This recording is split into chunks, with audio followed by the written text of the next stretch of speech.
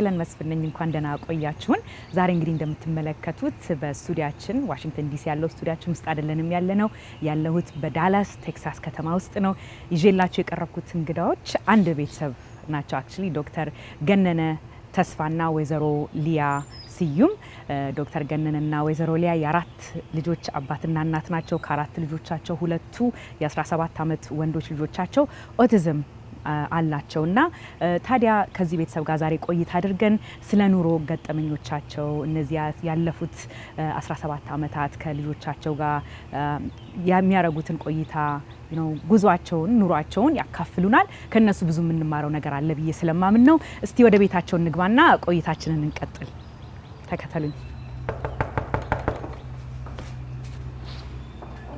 ሰላም ሄለን ፋይናሊ ከብዙ ቆይታ በኋላ እንዴት ነሽ እግዚአብሔር ይመስገን እንዴት ነሽ ደህና ቆያችሁ ዶክተር ሰላም እንኳን ደህና ቆያችሁን እንግባ እንግዲህ እሺ የት እንቀመጥ እዚህ የፈለግሽበት ፐርፌክት ምሪን እኛ ቆንጆ ቤት አላችሁ በጣም ደስ ይላል ቴንክ ዩ ኦኬ እስቲ እኔ እዚህ ጋር እቀመጣለሁ እንግዲህ እኛ እዚህ እንቀመጥ እሺ ተመልካቾቻችን እንግዲህ መግቢያችን ላይ እንደጠቀስኩላችሁ አሁን ያለነው ከዶክተር ገነነና ከወይዘሮ ሊያ ጋር ነው እንግዲህ ቤታችሁን ከፍታችሁ ጥሪያችንን ተቀብላችሁ ወደ ቤታችሁ እንድመጣ ስለጋበዛችሁን በጣም አርጌ አመሰግናችኋለሁ በጣም ደስ የሚል ቤት አላችሁ ደስ የሚል ቤተሰብ አላችሁ ያለፋችሁበት መንገድ ቀላል ባይሆንም ብዙዎች ሊማሩ እንደሚችሉ አምናችሁበት ይሄንን ህይወታችሁን ለማካፈል ፈቃደኛ ስለሆናችሁ በጣም በተመልካቾች ስም አድርጌ በጣም ላመሰግናችሁ ፈልጋለሁ ዶክተር ገነነ ኒውሮሎጂስት ነህ ሊያ አጀማመርሽ ነርስ ፕራክቲሽነር በኋላ እንግዲህ ልጆች ደግሞ ሲመጡ ለትንሽ ጊዜ ትተሽው የስቴይ ሆም እናት ትልቅ ስራ ነው የሚባለው እዚህ ሀገር አይደል በእናትነት ለልጆችሽ ጊዜሽን ሰጥተሽ እያሳደግሽ ነው በኃላፊነት ትልቅ ስራ ነው የወሰድሽውና በዛ ላይ ብዙ ጊዜሽን በማጥፋት ወደፊት ትመለሽበታለሽ ስለሱ ትነግሪናለሽ ስነርስና በዚህ ስራ ላይ ነው ያላችሁት እስቲ ትንሽ ለመተዋወቅ ያህል ስለራሳችሁ ትንሽ ብትነግሩኝ ደስ ይለኛል ዳላስ ቴክሳስ ብዙ አመት ነው ቆይታ ያደረጋችሁት ከማን ልጀምር እሺ ከኢትዮጵያ ከመጣሁ እንግዲህ በ17 ዓመቴ ነው የመጣሁት እና ካሊፎርኒያ አንደርግራጁዌት ኮሌጅ ተምሬ ከዛ የሕክምና ትምህርት ቤት ፔንሲልቬኒያ የሚባል ስቴት ሄጄ ተማርኩኝ እና ከዛ በኋላ ደግሞ ለስልጠና ለኒውሮሎጂ ዳላስ ቴክሳስ መጣሁኝ እና በሱ ጨርሼ አሁን የአእምሮ ዶክተር ሆኜ እየሰራሁ ነው ያለሁት ማይግሬን የራስ ምታትና ኤፕለስ የሚባል የሚጥል በሽታ ነው ሞስትሊ ብዙ ሰው ማከመው እና ዳላስ ከመጣሁኝ እንግዲህ አሁን ወደ 25 ዓመት ሆነ ቆንጆ ከተማ ነው መቼስ በጣም ዳላስ ቆንጆ ነው ሰፋ የተንጣለለ ከተማ ለሱን የመረጣችሁት ጥሩ ሀገር ነው ቴክሳስ እኔ ደግሞ የመጣሁት በ16 ዓመት እያለ ነው ከቤተሰብ ጋር ነው የመጣነው በችግር በስደት ጊዜ ነው የመጣነው እዚህ እንደመጣን ከቤተሰቦቼ ጋር እዚህ ጋር ሴትል አደረግን ለመድነው ሀገሩን ባልም ተገባ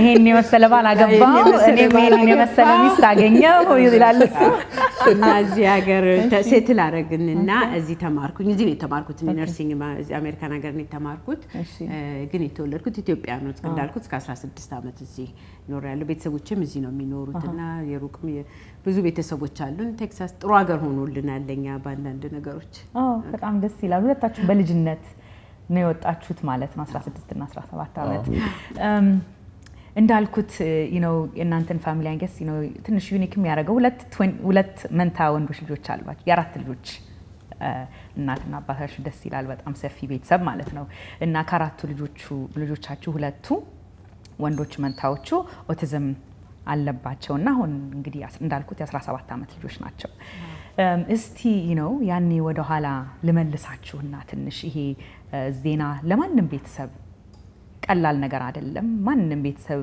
ሲሰማ የመጀመሪያ ልጃችሁ 5 ዓመቷ ነበረ ሲወለዱ ሁለተኛ ልጆቻችሁ እና ወደዛ ልውሰዳችሁና አንደኛ መቼ ነው ያወቃችሁት ኦቲዝም እንዳላቸው እስቲ የዛን ጊዜ ትንሽ ከዛ ቆይታችሁ ብታጫውቱን ደስ ይለኛል ልጆቻችን ያለ ቀናቸው ነው የተወለዱት። በእርግዝና ኮምፕሊኬሽን ስለነበረ ቀደም ብሎ ነው በ3 ወር ነው የተወለዱት እና ሲወለዱ ትንሽ ነበሩ።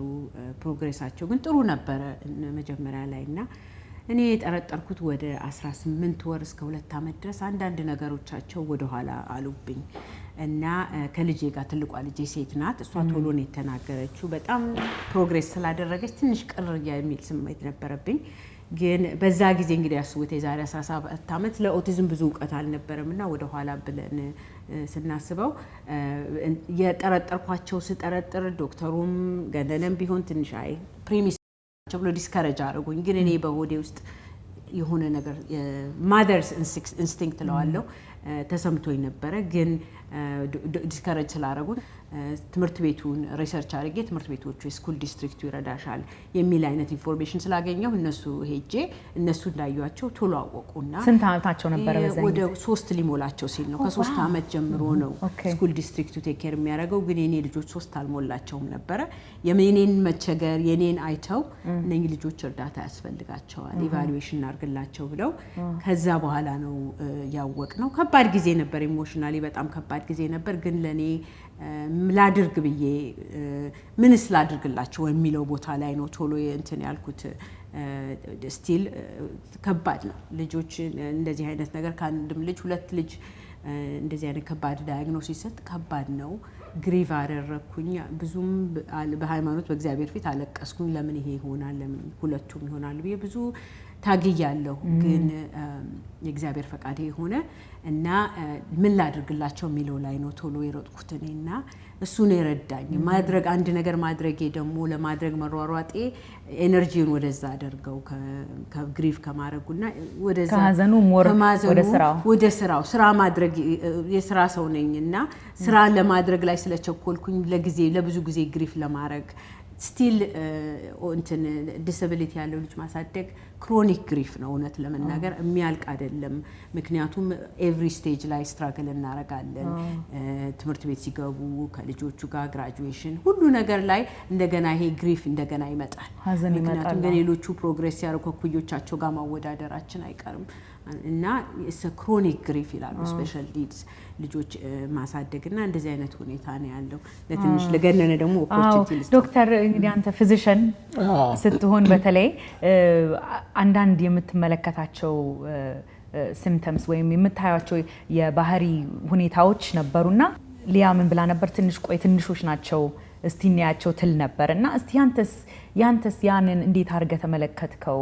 ያንተ ሁኔታ ካንተ ደግሞ ለማየት መጀመሪያ ላይ እነሱ ቀድመው በአጭር ጊዜ ስለተወለዱ 9 ወር ስላልቆየች እና እርግዝና በጣም ችግር ነበራት።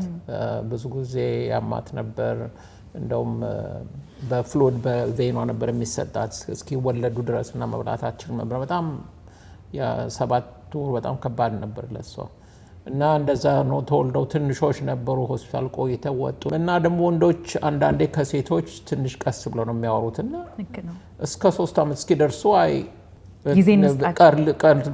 ነው ባለቀናቸው ስለተወለዱ ነው ምናምን ብዬ ደግሞ አንዳንዴ ደግሞ ያለማመንም አለ። የራስሽ ልጅ ሞር የራስሽ ዘመዶ አንድ ነገር ሲሆን አሞርሽም አንዳንዴ መቀበል ያስቸግራል። የእሱም ነበርና መጨረሻ ወደ 3 ሊሞላቸው ሲል ግን በደንብ ከነሱ እድሜ እኩል ካሉ ልጆች ጋር ወደ ኋላ ማያቸውን በደንብ አወቀ።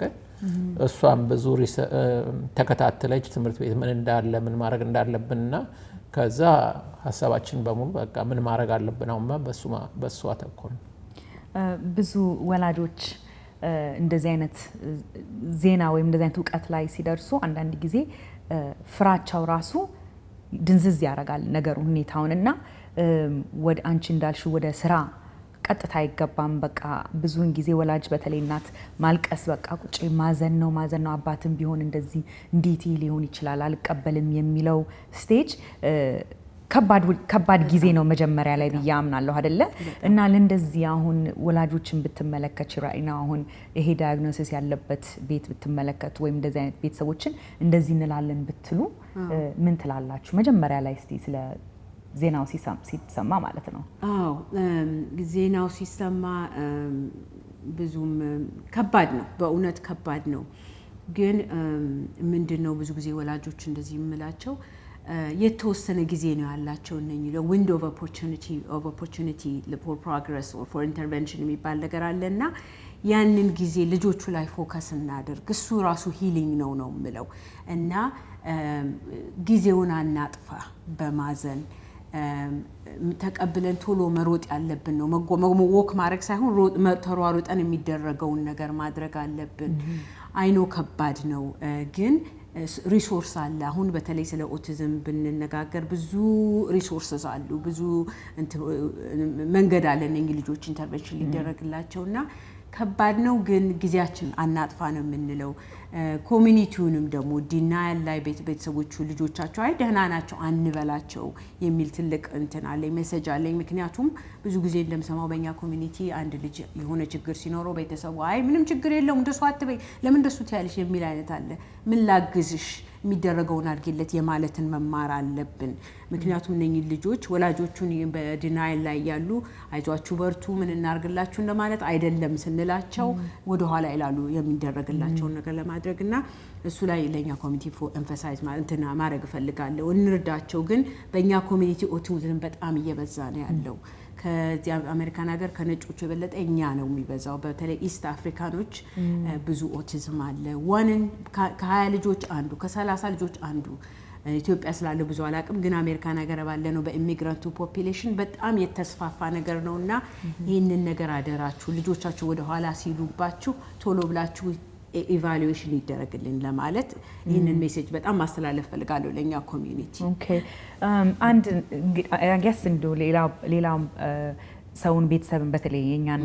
ኮሚኒቲ የሚይዘውም ለቤተሰብ እንዴት ብዬ ልናገር እናንተስ አባትና እናት ናችሁ ተቀበላችሁት ያዴልና ናይብ አይደል ናይብ ተቀበላችሁት ኦኬ ይሄ እንግዲህ በቃ this is እንደዚህ ነው ምናረጋው ነገር እናረጋለን አላችሁ ግን ለቤተሰብስ ለእናት ለአባት ለእናንተ ቤተሰብ ለቀረውን ቤተሰብ ስትናገሩ አቀባበሉ እንዴት ነበር ያኔ እኔ ስለራሴ ቤተሰብና እኔ አይ ቲንክ ሁለታችን ዲፈረንት ነው ዲል ያረግ ነው ብዬ አስባለሁ እኔ እግዚአብሔርን ብርታቱን ሰጥቶኝ ተቀባንዴ ከተቀበልኩት ኮምፎርታብል ነበርኩኝ ዲስካስ ለማድረግ ለሁሉም ሰው ኢሚዲየትሊ ነው የነገርኩት እንትን ልደብቅ ሰው እንዳይሰማ እናቴ እንዳትቸገር አባቴ እንዳይቸገር የሚል አይነት ሐሳብ አልመጣልኝ ሜቢ ሰልፊሽ ነው ይሆናል ከነሱም ደግሞ በጣም ስለሚረዱኝ እናትና አባቴ በጣም ቅርብ ነን ደግሞ እዚህ ሆኖ የሚኖሩትና በጣም ቅርብ ስለሆነ የሚደበቅ ነገር አይደለም እናትና አባቴም የተማሩ ሰዎች ናቸውና ለሁሉም ሰው ልጆቼ ኦቲዝም አላቸው ብዬ ቶሎ ለመናገር እንትን አልኩኝ ለመደበቅ ጊዜ አልነበረኝም ኤነርጂም የለንም ብዙ ጊዜ እኮ ለመደበቅ የምናረገው ኤነርጂ ብዙ ነው እንዳይሰማ እና እሱን አላደረግንም ተናገርኩኝ ቤተክርስቲያንም ወጥቼ ተናገርኩኝ ጸልዩልኝ ልጆቼ እንደዚህ ተብለዋልና እርዳታ የተደረገላቸው ነው እናንተ በጸሎታችሁ አትለዩ በማለት ቤተሰብ ላይ ለሁሉም ነው የተናገርኩት ዶክተር ገነነስ እኔ ምንም ችግር አልነበረኝም ለቤተሰቦቼ ለመንገር ጠባይም ደግሞ እኔ ብዙ ጊዜ ነው ለምን ሌላ ለምን እንደዚህ ሆነ ላይፍ ኢዝ ኖት ፌር ብላምሉ ቁጭ ብሎ ነገር ከማዘን ያው ደረሰው እንደ ካርድ ጌም እንኳን ላይፍ ቢታይ የተሰጠን ካርድ መጫወት አለብሽ እና ያንን ካርድ ምን ማድረግ ይችላልው ምን ጥሩ ውጤት እንዲኖር ማድረግ ይችላልውና እሱ ላይ መተኮሩ ይረዳል ለምን እንደዚህ ሆንኩኝ ለምን እንደዚህ ሆነ የላ ሰው ልጅ እንደዚህ ያሮን ከማለት ያንን ጉልበቱን ኢነርጂውን ወደ ምን ማድረግ አችላልው ምን ለማሻሻልና እና ምንም ችግር አልነበረም ለመንገራ ማለት ነው እስቲ ረፍት አጥራ ያለች ረፍት ወስደን ደሞ ስንመለስ ሞር ስለ ትሪትመንት ለወሰዳችኋቸው የህክምና ሁኔታዎች እንነጋገራለን ረፍት ወስደን እንመለሳለን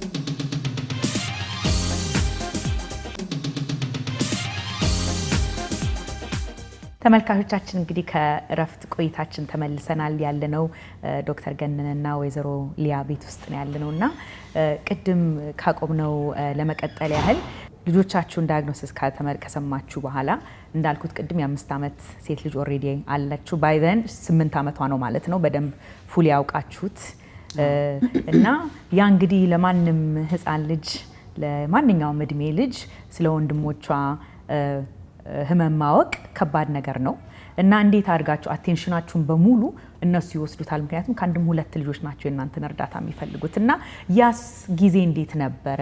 እንዴት ላይላ ቻለችው? እናንተስ እንዴት ነበረ?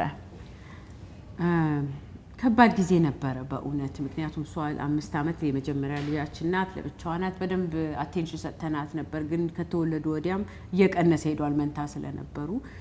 ዳያግኖሲሱ ከተሆነው ደግሞ ብዙ አርጀንሲ ነበር፣ ብዙ ነገር ላድርግላቸው ማለት በኔ በኩል እና ምንድነው ያደረኩት እኔ እሷን ጆይ ከኛ ጋር ሁሉ ቦታ ትሄድ ነበር። ቴራፒም ስንሄድ አብራን ትሄድ ነበር፣ ምን ስትሄድ ነበር እና ኦፕን ኮሚኒኬሽንም ነበረን። ትጸልይላቸዋለች፣ እንደሞ ኢንከሬጅም ታደርገኝ ነበር። ማሚ አንድ ቀን እኮ ይናገራሉ እነዚህ ልጆች ስለኝ ነበር እና ጸሎትም ትምህርት ቤትም አንድ ጊዜ በዛ ጊዜ ጆርጅ ቡሽ ነበር ፕሬዚደንት ይመስለኛል እና ደብዳቤ ጽፋለታለች ልጆቼ እህት ወንድሞቼ እንዲናገሩ ፈልጋለሁ ምን ትፈልጋላችሁ ብላ እንደ ጻፈችው አለ በትምህርት ቤት እያለና she was involved ነበረች በጣም በልጆቹ እና እስካሁን ድረስ involved ናት። እሷ ስለ ወንድሞቿ ብዙ ነገር ታውቃለች፣ ትረዳና ነገር እና እኔ አቲቲዩድ ምንድነው እነዚህ ልጆች የሁላችን እግዚአብሔር እኛ ቤት ያመጣቸው የስጦታ ናቸው፣ ልዩ ናቸው፣ ስጦታ አደራ ብሎ የሰጠን ነውና የሁላችንም ሪስፖንሲቢሊቲ ናቸው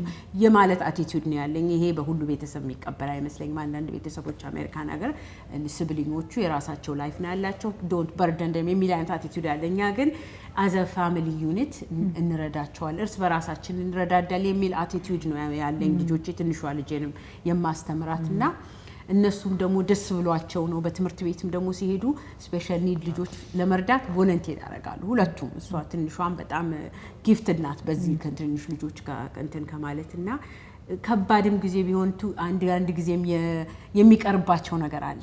ለምሳሌ ንገሪኝ። ምን አለ ለምሳሌ አንዳንድ ቦታ ልጄ በተለይ አንዱ ልጄ በጣም የተጎዳው ልጄ አዴሊ አንዳንድ ቦታ መሄድ አንችልም። ለምሳሌ ሙቪ መሄድ አንችልም፣ ምክንያቱም ሙቪ ብንሄድ ትንሽ ቆይቶ እሱ ይረብሻል፣ ሙዚቃው ደስ ላይለው ይችላል፣ ኢንትረስቲንግም ላይሆን ይችላል እና ቶሎ እንወጣለን። በልጅነታቸው ደግሞ ትዝ ይለኛል አንዳንድ ሰው ቤት እንሄድ አይፈልጉም፣ በቃ ምን እንደሆነ አናውቅም፣ ይጮሃሉ። አንዳንድ ቦታ ይጮሃል፣ ያለቅሳል፣ በቀሪ ብሎ እንደተጎዳና ተነስተን መሄድ ይኖርብናል። ወይንም በርቴ ይሁን ወይንም ጋዘሪንግ ቢሆን ተነስተን መሄድ ይኖርብናል እና ይሄ ይቀርባቸዋል። እውነት ነው የቀረባቸው ነገር አለ። እንደሌላ ልጆች ለምሳሌ አንዳንድ ጊዜ ሶከር በይ አንድ አክቲቪቲ አፍተር ስኩል አክቲቪቲ በተቻለ መጠን በእውነት አድርጌላቸዋለሁ። ዘመዶችም ስላሉኝ እዚህ ሀገር እንትን ያልኩኝ ግን እንደሌላው ሰው የፈለኩበት ተነስቼ አልሄድም አንድ ነገር ሲመጣ። ምክንያቱም አስባለሁ ያዴል እንዴት ያረጋል፣ ቁጭ ይልልኛል ወይ ሰማኛል ወይ ሊረብሽ ነው ወይ በማለት አንዳንዱን ነገሮች አስቀርቼባቸዋለሁ እና እሱንም ያውቁታል። ግን አዘ ፋሚሊ ሄለኛ አይሆንም ብያስ ነው ማስረዳቸው። እነሱም ሊያላን በኋላ ታነጋገራታለሽ አቲቲዩዷን ዘመልሽ ግን ዳት የኔ አስተሳሰብ እንደዚህ አይነት ነው። ልዩነታቸው አሚን የሁለቱም ኦቲዝም ስፔክትረሙ የተለያየ ነው አይደል? ዶክተር ትንሽ ዲስክራይብ ብታረግልን። አዎ ስፔክትረም ዲስኦርደር ማለት አንዳንዶቹ ልጆች በጣም ነው እንትን የሚጎዳቸው፣ አንዳንድ ልጆች ግን በጣም ቀላል ነው፣ መናገር ይችላሉ፣ ትምህርቱም ጎበዝ ናቸው። ወይ ከሰው ጋር ግን መግባባት ትንሽ ያስቸግራቸዋል እና ከአንዱ ከቀላል እስከ ከባድ ሊሆነ ከኛም ልጆች የበለጠ ችግር ያላቸው ሰዎች ልጆች አሉ። ሌላ ደግሞ የሚጥል በሽታ የሚይዛቸው ልጆች አሉ፣ መተኛት የሚያቅታቸው አሉ፣ መብላት የማይፈልጉ አሉ፣ ልዩ ልዩ አይነት ምግብ ካልሆነ እና ብዙ ችግር አለው እና የኛ በናያብና ያዴል መጀመሪያ የናያብ ልዩነቱ ባይናገርም ይገባዋል የምትዩ ነገር እና እሱ በጣም ጥሩ ጠቀመው እና ደግሞ ቴራፒ የሚባለው ስፒች ቴራፒ ኤቢ የሚባለው ምናምን እሱ በጣም ረዳውና 4 ዓመት ሲሆን ማውራት ጀመረ። 4 ተኩል ሲሆን እሱ በቃ ማውራት ጀመረ። ያዴል ግን መጀመሪያ ይገባው ነበር፣ አሁን ግን ብዙ ነገር በደንብ ይገባዋል። ግን መናገር ነው የሚያስቸግረውና በአይፓድ ወይ በኮምፒውተር ነገር ነው ኮሙኒኬት እና የ17 ዓመት ልጆች ቢሆንም ያዴል ከሱ ጋር ኮሙኒኬት መነጋገር ብዙ አትችሉም ማለት ነው። በኮምፒውተር በዲቫይሱ እናደርጋለን። ፒክቸር ስዕል ያለው አለው። እኔ ይሄን ፈልጋለሁ፣ እኔ ኮምፒውተር መጫወት ፈልጋለሁ፣ ወይ እኔ መተኛት ፈልጋለሁ፣ እኔ ውጭ መውጣት ፈልጋለሁ፣ በመኪና መሄድ ፈልጋለሁ። እንደሱ እያደረገን መነጋገር እንችላለን። እንደዚህ ቁጭ ብለን ባናወራም የሚፈልጋቸውን ነገሮች መናገር ይችላል በዛ እና እኛም እናውቃለን። አሁን በቅርቡ ለምሳሌ ጥርሱን አሞት ቱሴክ የሚለውን ፑሽ አድርጎ እንደሱ ነው ፋይንድ አውት ያደረገው እንጂ አናውቅም ነበር። ዝም ብሎ ማልቀስ ነበር። መጨረሻ እናመጣን አሳየን እሱን ችግሩ እንደሆነ እና እውነትም ስንሄድ ዴንቲስቱ ጋር ጥርሱ በጣም ታሞ ነበር።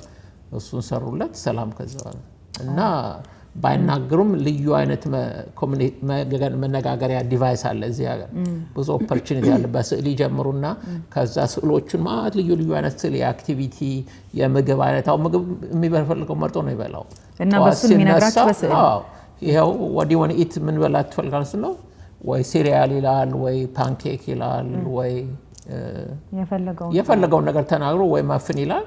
በሱ የሚፈልገውን ይበላልና እሱ በሱ ኮሙኒኬት ማድረግ ይቻላል። ሪሶርስ ቅድም ብለን ነበር በተለይ እዚህ ሀገር አሁን እናንተ ያኔ ስታውቁት ብዙ እንደዚህ አዌርነስ ባይኖርም አሁን ኦቲዝም በጣም እየታወቀ ስለመጣ ያለው ኢንፎርሜሽን ያለው ትሪትመንት ኦፕሽን በጣም የተለያየ ነው። እንዴት አርጋችሁ ናቪጌት አደረጋችሁት ያንን?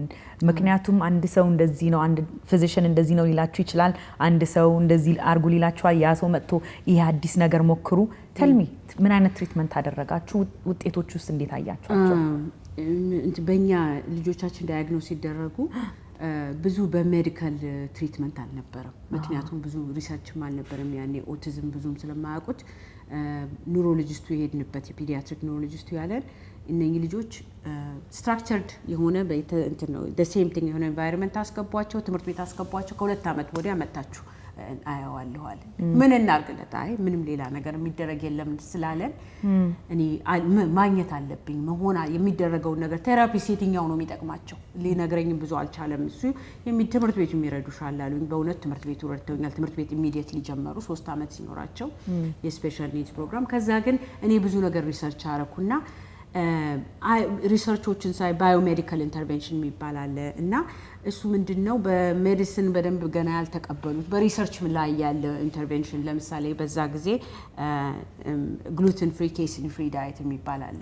እሱን ኢሚዲየትሊ ያደረኩላቸው ሪሰርች አድርጌው ነው እሱን ያገኘሁት። ብዙ ለውጥ አላየሁም ግን አንዳንድ ነገሮችን በዛ ጊዜ ሜርኩሪ ሰውነታቸው ውስጥ አለ ብሬናቸው ውስጥ አለና ሪሙቫል የሚባል ክሌሽን ቴራፒ የሚባል ነበረ። እሱንም አደረግንለት ለያዴል ምክንያቱም ና ፕሮግሬስ ያደረገ ነበር እና ትንሽ ሪስኪ ስለነበረ ለያዴል ብቻ አደረግንለት።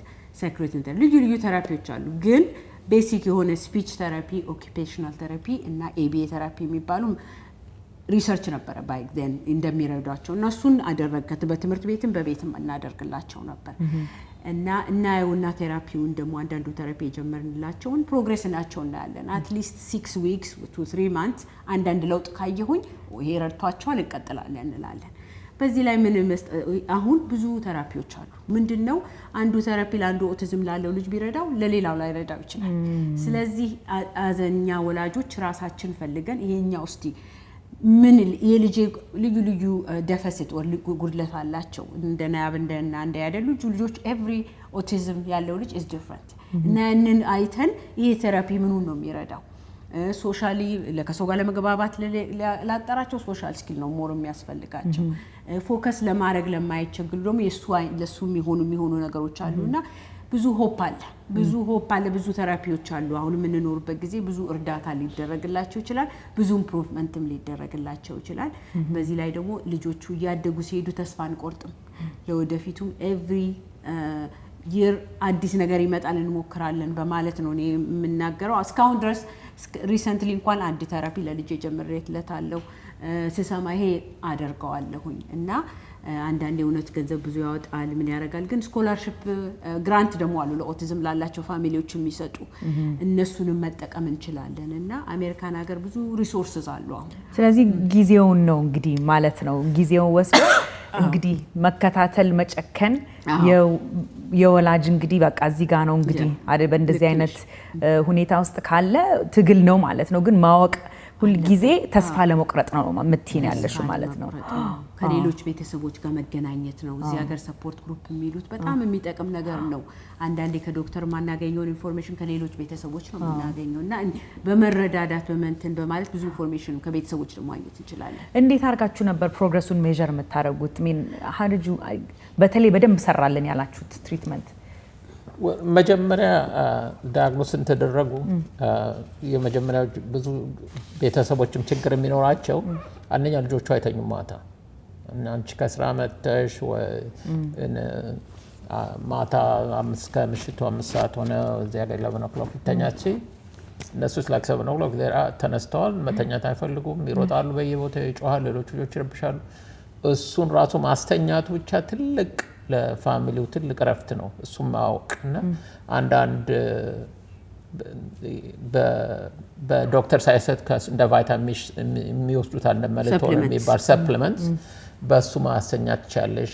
አንዳንዴ ደግሞ በቀንም ቢሆን ማታም ቢሆን ይሮጣሉ፣ ይጮሃሉ። ለሱም ደግሞ ትንሽ ቀዝቀዝ ብለው ቁጭ ብለው ለአስተማሪው እንኳን እንዲረዳቸው እንዲችል እሱን ማድረግ መድኃኒት መቻል አለብሽ። ሁለተኛ እሱን ሁለቱም ብቻ ማድረጉ ብቻ ለቤተሰቡ ትልቅ ነገር ነው። ኳሊቲ ኦፍ ላይፍ። አዎ ተኝተው ካደሩ ቤተሰቡ ጠዋት እንደተው ስራ መሄድ ይችላሉ።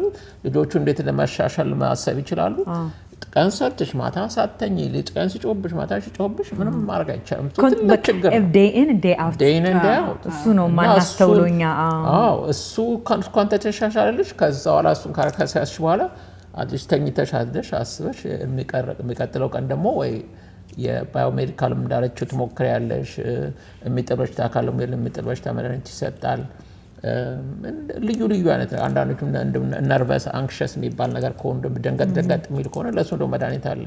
ከዛ በኋላ ደግሞ ሌላው እንግዲህ ቴራፒውን ትቀጥያለሽ። ከዛ በኋላ እስቲ እረፍት ወስደን ስንመለስ አሁን ደግሞ ስላሉበት ስቴጅ እንነጋገራለን። እረፍት ወስደን እንመለሳለን። ልጆቹንም እናመጣቸዋለን። እሺ ኦኬ።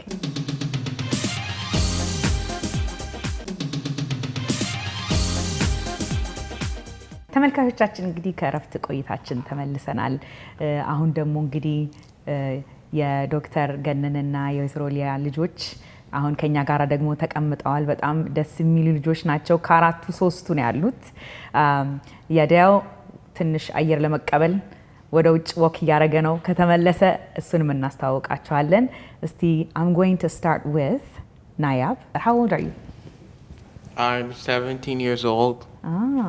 So tell me about the school that you go to. I go to Uplift North Hills Preparatory. That's part of many over 10 or 12 charter schools in North Hills Preparatory in the DFW area. Oh, that's wonderful. You recently received a big award. Can you tell me about that? Yes, it was my first award in a while for me for that I got in pre-cal. Pre-cal. Yes. Okay, so what did you do to win that award? I had to do a lot of work. Like what? For example, I read my book and looked at it, and then if I had any homework, I did it, and I studied for my tests and quizzes in class. And other stuff I did that most kids should do if they need help with this. Their work is to get a tutor or something, but if that's not available, sometimes is to ask the teacher for help, and I think that's what helped me get to this point, and I'm just very grateful for this award my teacher, Mr. Clarity, gave to me. Oh, that's wonderful. What can you tell me about your mom and dad? My mom and dad are really great people. Oh. And they're sweet, and they told me to work hard for good grades. And yeah, because most of the time if you work hard, you can get sometimes stuff you're not expecting, like awards, and I'm just proud of this moment. And I'd like to thank my parents, my mom and dad, and I'd like to thank my pre-cal teacher, Mr. Clarity, and all my other teachers before him for helping me. That's wonderful. What about Laila and Makaya? Have they helped you with your schooling? Did they help you? Or no? Or sisters? They have. Okay. Recently, in the past, Lila did help me with some ACT practice in the past during the summer, and I kind of got a little bit better at it. So she did help me with that. And my sister Makaya for English also helped me figure out poetry and something like that, which she's very good at. And she kind of also helped me a little bit with the autism speech that I gave the other day for Nehemiah. Oh, that's wonderful. Okay, well, good job. I'm sure they're all proud of you. That's what your parents told me, that they're very, very proud of you. Laila. አንቺን በአማርኛ ነው የምጠይቅሽ, but you can answer in English. I know አማርኛ በደንብ እንደሚገባሽ አውቃለሁኝና የመጀመሪያ ልጅ ነሽ፣ ትልቅ ልጅ ነሽ፣ አሁን 22 ዓመት ልጅ ነሽ። እናትሽ ወይዘሮ ሊያ እንደነገረችኝ ከሆነ በጣም በብዙ ነገር ምትረጃት ልጅ ነሽ፣ በጣም ታታሪ ልጅ ነሽ። ከሁሉም በላይ ደግሞ እኔ ሰሰማ ደስ ያለኝ ነገር አንደርግራጁዌት ዲግሪሽን አሁን በቅርብ ጊዜ ነው የጨረሽው፣ ቢሄቪየር አናሊሲስ አይደለ? ዋናውም ኦቲዝም ልጆችን ለመርዳት ነው። ወደፊትም አላማ አለሽ ማስተርስሽን የመስራት እና ስለዛ ንገሪኝ። what was it like for you growing up with two brothers that have autism, and what was that like? What was that like in the family? Just if you can just tell us a little bit. I think that it's very shocking because, you know, being the first grandchild overall, I was just me, and I had a cousin 2 years younger than me, so when I found out I had siblings, I was very, very, very excited. And then as time went on, you know, you don't, as a child, you don't see I don't see what my parents see. I didn't see how they were behind or anything. I just saw them as, oh, they're my brothers. So finding out that they had autism was shocking. You know, it's not something that your parents talk to you about because it's too much for you as a young kid. So you have to kind of put the pieces together on your own, you know, through the therapies that they got. And, you know, parents, they don't know how to explain it to you. You don't understand it as a child. You just have to, you know, you end up understanding it as you move along. I think that it's been a blessing. It's definitely brought us closer together as a family. And I think that it's definitely made us stronger. I want to ask for a family that's watching, maybe an oldest sibling like you, that may have just found out that they have a sibling that has autism. How would you like to encourage them? You know, what would you advise the family, the friends, or, you know, maybe schoolmates? What would you say to that family? How would you encourage them? I would definitely say, you know, to the sibling that it's gonna get better, you know? Like, at first, your parents are scared, they're nervous, they don't know what's going on, so you don't know what's going on, and you're just as terrified, if not more, because they don't know what to tell you, they don't know how much you can take or how much you really understand. But it'll get better, you know, you can just kind of, you know, every now and then, you know, like when I used to see my mom cry, it's like, you know, it's gonna be okay, everything's gonna work out. But I would definitely say, like, it will get better. There are people now, more people now, that are familiar with autism, and there's a lot more well-known treatments than there were back then. So there's a bunch of people out there that are more than willing to help you. You just have to step out and, you know, get out in the community and ask for help, and there's always someone there. So you tell me about what you would like to do in the future. Obviously, this has, you know, tremendous impact on you, and you have chosen to specialize in a study and, you know, go for your higher education, continue on your master's and PhD in the same industry in psychology. Tell me where you'd like to go. Right now, I'm actually working with kids with autism already. I've been volunteering all my life, and I've been helping and taking care of my brothers. So for me, I realized, like, you know, lately that that's really what I want to do with my life. And I want to provide behavioral therapy for kids with autism, which is what I'm doing right now. And I want to get my master's and my PhD in psychology so that I can diagnose as well as treat kids with autism. It's wonderful. Good luck with that. I know you'll be successful. Thank you. Makaya? So you're the little sister. Tell me about your brothers. Tell me how you help them, and maybe if someone, you know, that's the baby of the child. Sometimes, you know, mom and dad have to focus a lot on your brothers. They do a lot for them. Tell me how you feel about that, and then see how you also help your brothers. I know many people have other stories about how they feel about that, but I understand. So it's not the same as, oh, I'm jealous. It's sometimes it can kind of be like that, but I understand, so I really am like chill about it. You focus more on accepting them and helping your mom and dad and what they do in the house, right? Yeah. That's wonderful. Well, it's great to talk to you all. Thank you you for allowing us this time. Okay, so Nayab, I have a question for you. Tell me how you feel about autism, and tell me from your perspective what other kids should know about kids with autism, and how their families can help them, or how their friends, their schoolmates can help them.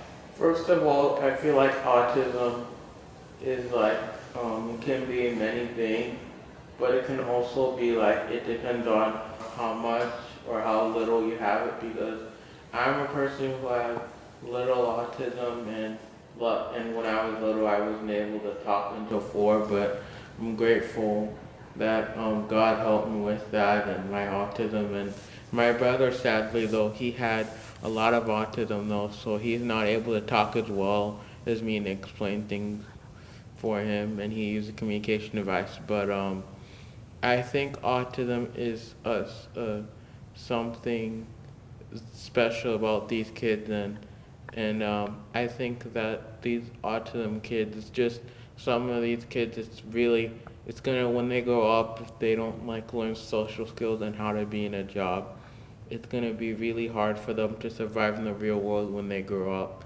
Because as you know, in schools they treat everybody usually nicely and stuff, but in the real world that's a different story that I have not experienced yet. But from what my parents say is that some of these kids, autistic kids who don't learn social skills and stuff, is that they're gonna have a job and people are gonna say, oh, this person is weird because he did this, and they're gonna fire them for that job. So I feel like for them, and so I just feel lucky to have a wonderful family helping me preparing for that track right now. And what I would say to other autistic kids in Ethiopia or America is just not to lock them up and ignore them and wish something else. But if I were them, the best way to deal with things, to deal with the positive aspect, and just accept it, because God just made them that way for a reason, and you need to try and find a way to help them grow and help them become better people and grow lives for themselves. So I believe that also autistic kids, you should try and give time to them and help them and figure out how you can try and solve problems. And I feel like autism is really a sad disease or something like that to have, but as long as you have somebody supporting you, if you're autistic kids out there,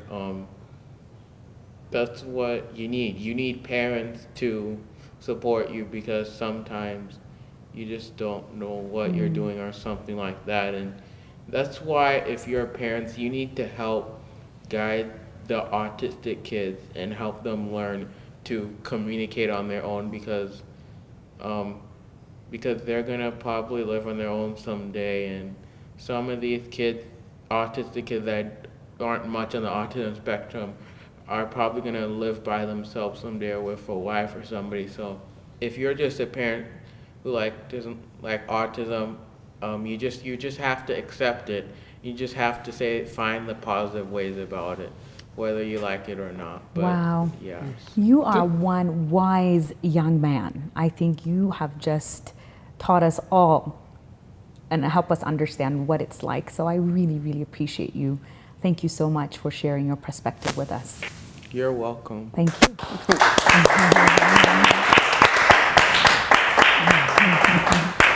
ተመልካቾቻችን እንግዲህ አሁን እንደሰማችሁት ናያብ የተናገረው ነገር በጣም ትልቁም ነገር ነው። ይሄ በጣም የ17 ዓመት ልጅ ቢሆንም የተናገረው wisdom ይሉታል እዚህ ሀገር በጣም በሙሉ የተሞላ ነገር ነው። ከዛ በላይ እኛ ምን የምንጨምረው ነገር የለም። ለወላጆችም ቢሆን ኦቲስቲክ ለሆኑ ልጆችም ኦቲዝም ላለባቸውም ልጆች ይሄ ትልቅ ምክር ነውና ናያብን በጣም አድርጌ አመሰግናለሁ። I'm saying thank you Nayab and Amharic for what you've shared with our viewers and with us, and your parents must be very, very proud right now. ተመልካቾቻችን እንግዲህ ረፍት ወስደን እንመለሳለን። ከዛ ደግሞ ከዶክተር እና ከሊያ ጋር ደግሞ ቆይታችንን እንቀጥላለን ማለት ነው።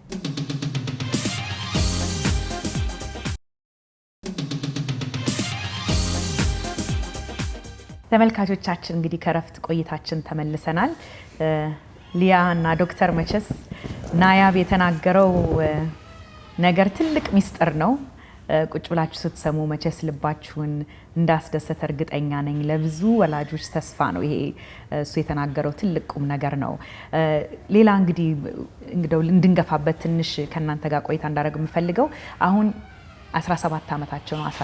አሁን 18 ይሆናሉ። ወደፊት ለነሱ ያላችሁ ተስፋ ምንድነው?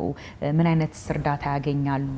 ኢንዲፔንደንትሊ ይኖራሉ ብላችሁ ታስባላችሁ ወይ የሚለውን እስቲ ብትነግሩን። ሁለቱም ልዩ ቦታ ላይ ነው ያሉት። ናያብ እንዳያችሁት መናገር ይችላል። ትምህርት ቤትም በደንብ ልጆቹ ጋር ተደባልቆ ነው ቀኑ ሙሉ የሚማረው። ዩኒቨርሲቲ ሄዶ ያጠናል።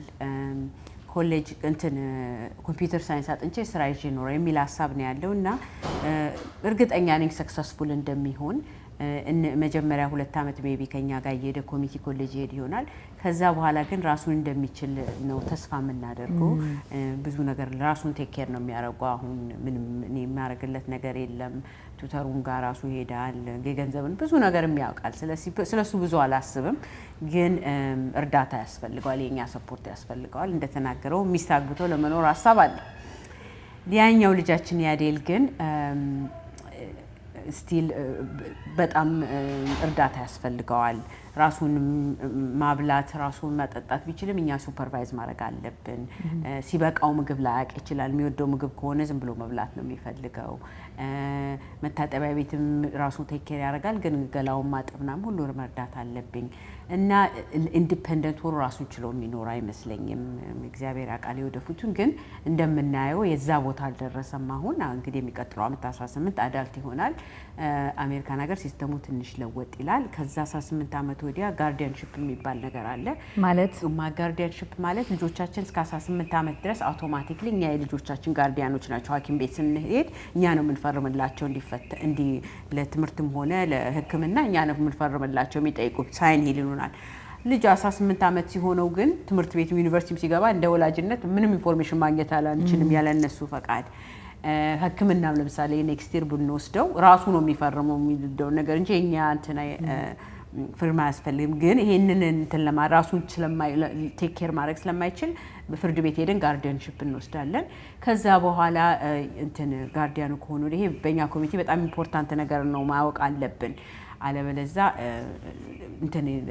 መንግስትም ጋርዲያንሺፕ ለሚወስድበት ጊዜ ሊደርስ ይችላል እና ከዛ በኋላ ደግሞ 18 ዓመት ሲሆነው ብዙ የመንግስት እርዳታ አለ። በየስቴቱ ልዩ ልዩ ነው። ከቴክሳስ ወደ ዋሽንግተን፣ ቨርጂኒያ ልዩ ልዩ ሄልፕ ነው ያለው። አንዳንዱ ወረፋ ጠብቀን የምናገኘው እርዳታ አለ። ግን እሱን ለመርዳት የሚመጣ እርዳታ አለ። ግን በዚህም ላይ ያለ ልጄ ያዴል ይሰራል ብዬ ነው የማስበው። እንደ አቅሙ ስራ ሊሰራ ይችላል። ምሳሌ ስጭ። ምን አይነት ነገር? ለምሳሌ ብላችሁ ምን እናስተምረዋለን? ብርጭቆቹን አውጥቶ መደርደር፣ ከዲሽ ዋሸሩ መደርደር ያደርጋል። ፔፐሮችን ሽሬድ ማድረግ ያደርጋል። ልዩ ልዩ ነገሮችን ሬስቶራንት ውስጥ ሄዶ መጠቅልሎ ለማድረግ ለ1 ሰዓት በቀንም ሰርቶ ለመጥራት ይችል ይሆናል የሚል እምነት አለኝ እና አንዳንድ ጊዜ 1 ዓመት ሊወስድበት ይችላል፣ 2 ዓመት ሊወስድበት ይችላል። ግን ኦቲዝም ያላቸው ልጆች አንድን ስራ ካስተማርናቸው ሩቲንን ስለሚወዱ በደንብ ነው የሚያረቋት። በደንብ አድርገው ከተማሩት ያሩታል። ስለዚህ እንደሱ አይነት አንድ ስራ ለፈልጌ ለማስያዝ ፈልጋለሁ። ከሌለ ደግሞ ስራው እኔ ለራሴ ለሱ ለመፍጠር ሀሳብ አለኝ። ምክንያቱም ብዙ ዓመት ተምሯል። ትምህርት ቤት ረድተውታል። የሚደረገውን እርዳታ አድርገውለታል። እስከ 21 ዓመት ደግሞ እዚህ ሀገር ትምህርት ቤት ውስጥ መቀመጥ ይችላሉ። ልጆች ኦቲዝም ያላቸው ሆነ ዲስኤቢሊቲ ያላቸው ልጆች በ12 ሲጨርሱ አይቀሩም። እስከ 21 ዓመት ድረስ የበለጠ ለስራ ዝግጁ እንዲሆኑ የሚያደርጉላቸው ነገር አለ እና እሱን አድርገን 21 ሲሞላው ትምህርት ቤት ሲጨርስ የሆነ ስራ እንደሚይዝ ተስፋ አደርጋለሁኝ። እና ብዙ ልጆችም ደግሞ እዚህ ሀገር ወላጆች ግን የወላጆች ብዙ ጥረት መኖር አለበት እዚህ ነገር ላይ።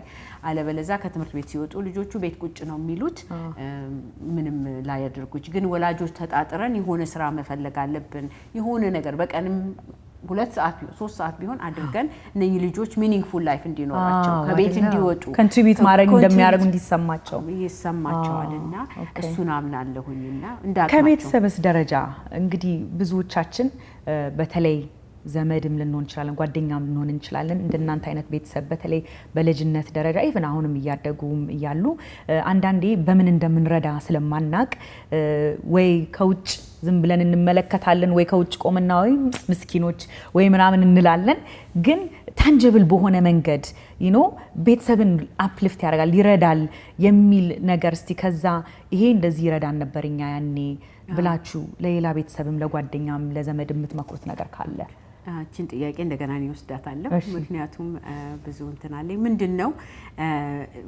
ቤተሰቦችን ኢንካሬጅ እናርጋቸው የእውነት የሆነ ነገር የሌለው ልጅሽ በሽታ የለውም ደህና ነው በማለት ሳይሆን በሚያረጉት ነገር ልጅሽ ይሄንን ታረጊለታለሽ ጎበዝ ጠንካራ እናት ነሽ በማለት ኢንካሬጅ እናርጋቸው በጸሎት ምን ብዬ ጸሎት ላርግልሽ የሃይማኖት ሰዎች ከሆነ በጸሎት ምን ልርዳሽ ሌላው ነገር ደግሞ እንሰሞች ልጆቼን እንደሰማቻቸው በጣም ፖዚቲቭ ናቸው በጣም ግን አንዳንድ ጊዜ ቀደም ብዬ ጠቅሻዋለሁ አንዳንድ ነገር ምን እናረግላቸው ምን ፈልገው ማንችለው ነገር አለ ማለት እነኚህ ቲፒካሊ ሆኑት ልጆቻችን ለምሳሌ ቀደም ተጠቀስኩት ሙቪ ለመሄድ በፈልግ ሁሌ እንደፈለግነው አንወስዳቸው እኛ ቲፒካል ልጆች ያለን እንርዳቸው ሲብሊንጎቹን ልጆቻችን ስንወስድ እስቲ እኔ ያንቺንም ልጆች ልውሰድልሽ እንዳይቀርባቸውኛ እንትን ሰፖርት እናርጋቸው ሲብሊንጎቹን በመርዳት ወንድምና እህቶቹን ማለት ነው እንደሱም በመርዳት ሌላው ነገር ደግሞ አንዳንዴኛ ቴራፒ ምናምን ሁለት ልጆች ስለነበሩኝ አንዱን ቴራፒ ሳንድሳረግ አንዳንድ ነገሮችን ፒክ ለማድረግ ልጆችንም ማልችልበት ጊዜ አለና እስቲ ዛሬ ፒክ ላርግልሽ ልጆቹን እስቲ ልጆቹን ምን ልርዳሽ እስቲ ዛሬ ውጡ እናንተና ልጆቹን ለኔጋምጧቸው እና ምንድነው ያ ልጅ የሚያስፈልገው ስፔሻል ኒድ ከሆነ ይሄ ምን ይደረግለት ብለን ጠይቀን አውቀን ብዙ ጊዜ ደግሞ ሲቪሊኞቹ አብረን ከመጡ እነሱ ብዙ ነገር ያውቃሉ የሚኖሩበት ስለዚህ ልጆቹን እረፍት ወላጆቹን እረፍት እንስጣቸው በአባትና እናት ወጣው አብሮ ቡና እንዲጠጡ ራት እንዲበሉ ኦፖርቹኒቲ ብንሰጣቸው በዚህ እናገዛቸዋለን ብዬ አስባለሁ እሱን ነው እንትን በጣም ትልቅ ነገር ነው ዶክተር ወዳንተ መመጣለሁኝ ይሄ በተለይ እናትና አባት ቀንና ሌሊት ከነዚህ ልጆች ጋር የሚያሳልፉት እረፍት የሌለው ስራ ነው ቀን እንዳልከው ስራ ሰርተው ይመጣሉ ማታ ሩቲኑ ከቀን ወደ ቀንና በመሃላቸው የኑሮ ክብደት ራሱ የማይፈጥረው ነገር የለም በእህቶችም አለና መተን እስቲ ዛሬ ቡና ጠጡ እኔ ዛሬ ልውሰድልሽ ማለት ትልቅ ነገር ነውና ይሄንን ስላካፈልሽን መቼስ በጣም አርጊያ መሰግናለሁ ዶክተር አንተስ አባቶችን የምትመክረው ነገር ካለ ካለፍክበት መንገድ በምን አይነት መንገድ መረዳዳት የምትችሉበትን አንዳንድ ይሄ የሁለታችሁም ጉዞ ነውና በዚህ አርጌ ኢንካሬጅ ባረጋቸው ደስ ይለኛል ወይም ብናገር ደስ ይለኛል የምትለው ነገር ካለ ዋናው ነገር ለአባት ሞረ እናት ማወቅ ያለባቸው መጀመሪያ በትዳር ልጅ መውለድ ራሱ ትልቅ ኃላፊነት ነው እና በተለይ ደግሞ ልጆች አንድ ልጅ ወይ ሁለት ልጅ ደግሞ ብዙ ነገር የጤና ችግር ካላቸው እንደ ኦቲዝም ካላቸው ለነገር ካላቸው ደግሞ ብዙ ደግሞ ክብደት ያመጣል በትዳሩም ላይ በቤተሰቡም ላይ በሁሉም ላይ ዋናው ነገር ግን ተስማምቶ አንድ ላይ ካልሰሩ ባልና ሚስት ምንም ነገር አይሰራም እሱ አምሰራውን እሱ ሌላ ነገር ከሰራና በዛ ላይ የኑሮ ክብደቱ አለ ወይ እንዳልኩሽ ቅድም አርሊየር ቀደም ብዬ እንዳልኩሽ ደግሞ ወይ መተኛት ልጅ አይችልም ማታ በዛ ላይ ብስጭት ይመጣልና ብዙ ችግር ሊፈጠር ይችላልና ተስማምቶ ያው ከቀን በቀን ከቀን መታገል ነውና ዋናው መግባባትና አብሮ መስራት ነው የሚያስፈልገው መረዳዳት አንዴ አንተ የምትደክምበት ጊዜ አለ አንዴ እሷ የምትደክምበት ጊዜ አለ አለሁልሽ መባባል ማለት ነው ሁለታችሁም የላችሁም አንዳንዴ ልክ ነው አብሶሉትሊ እና ለዛ ቀን የሚቻልሽን አድርገሽ ደግሞ ነገ ደግሞ ሞክራለሁ ትያለሽ ልክ ነው ሌላ ደግሞ ብዙ ይሄ ሰፖርት ግሩፕ አለ እዚህ ብዙ ከራስሽ ውጭ ከቤተሰብሽ ውጭ ብዙ ሌሎች እናቶችን ኮሚኒቲው ሰፖርት የምታረጋቸው አሉና ስለ ሰፖርት ግሩፕ ስለ ወደፊት ያለሽስ አላማ ለዛ ምንድነው ስለዛ ትንሽ ብትነግሪኝ ሰፖርት ግሩፓችን በአሁን አንድ 3 አመት ሆኖ ከአንድ 5 እናቶችን ኦቲዝምም ሌላም ዴቨሎፕመንታል ዲሳቢሊቲ ያላቸው ላይ ተነሳ ነውና አሁን እየተለቅን ሆይደን ወደ 40 ፋሚሊዎች ነው ያለነው እና በየወሩ እንገናኛለን በልዩ ልዩ ነገር እንረዳዳለን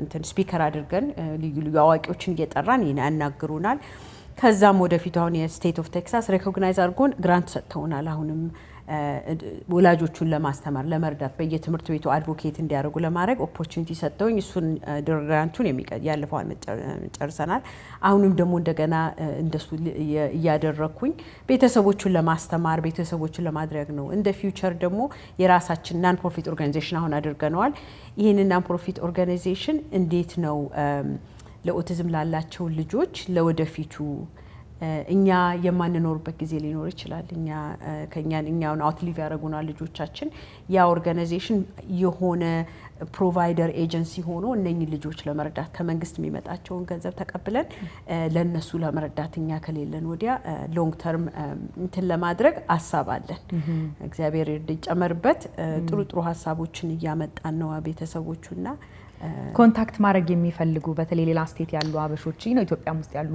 ካንቺ ጋር መገናኘት የሚፈልጉ ሰዎች እንዴት አድርገው ይሄንን ኦርጋናይዜሽን ኢንፎርሜሽን ማግኘት ይችላል ዌብሳይት አለን richfamilies.org ሚል በዛ ሊያገኙን ይችላሉ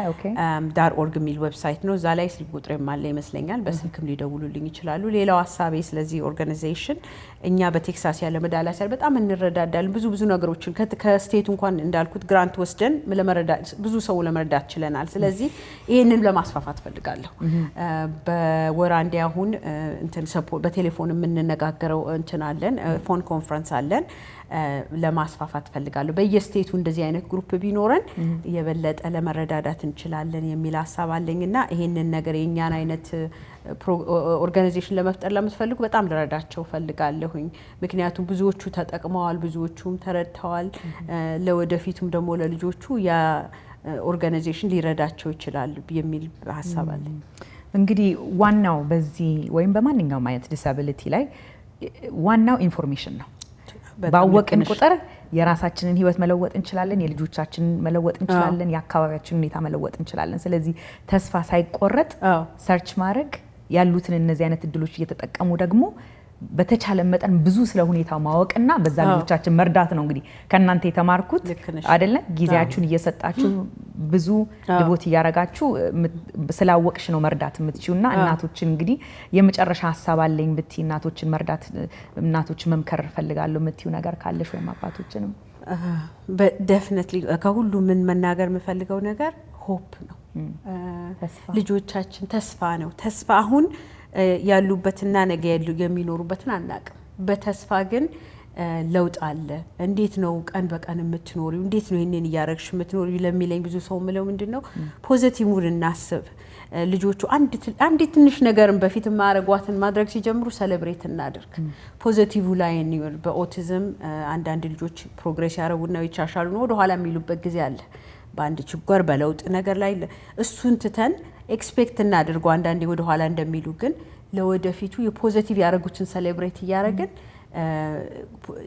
እንተጋገዝ ሌላው ነገር ደግሞ እንተጋገዝ ብዙ አሉ እኛ መሐልና እንተጋገዝ ስልክ ደውለንም እንከረጅ እናርግ እርስ በራሳችንን እና ለብቻ የሚቻል ነገር አይደለም ከቤተሰብ ጋርም ከትዳርም ጋር እየተጋገዝን የምንወጣው ነገር ነው ተስፋ አላቸው እነኚህ ልጆች ሁሉም ልጅ ፕሮግሬስ ያደርጋል ምን ያህል ነው ፕሮግሬስ የሚያደርገው አናቅም ግን ሁሉ ልጅ ፕሮግሬስ ያደርጋል እና እሱን ተስፋ ያደርጋል እንሂድ ነው ምለው አይዟችሁ በርቱ ዶክተር እንደዛ ትላለ ማለት ነው አዎ ዋናው ቅድም ሊያም እንዳለችው እንዳልኩት አክሴፕት ማድረግና ምን ማድረግ አለብኝ ለምን ይሄ ነገር ነው ላይ ሆነ ስለሚያተኩር የሚያረጉት ምን ማድረግ አለብኝ አሁን ምን ማድረግ አለብኝ ይሄ ልጅ አሁን ይሄን እንዲያረጋል እንዴት ህይወቱ ማሻሻል ይችላል እና ከቀን እንደሱ ከታገሉ መሻሻል ይችላል በእነሱም ደግሞ ሰፖርት ግሩፕ አድርገን አሁን የፋዘርስ ግሩፕ ተጀምሯል የአባቶች ማህበር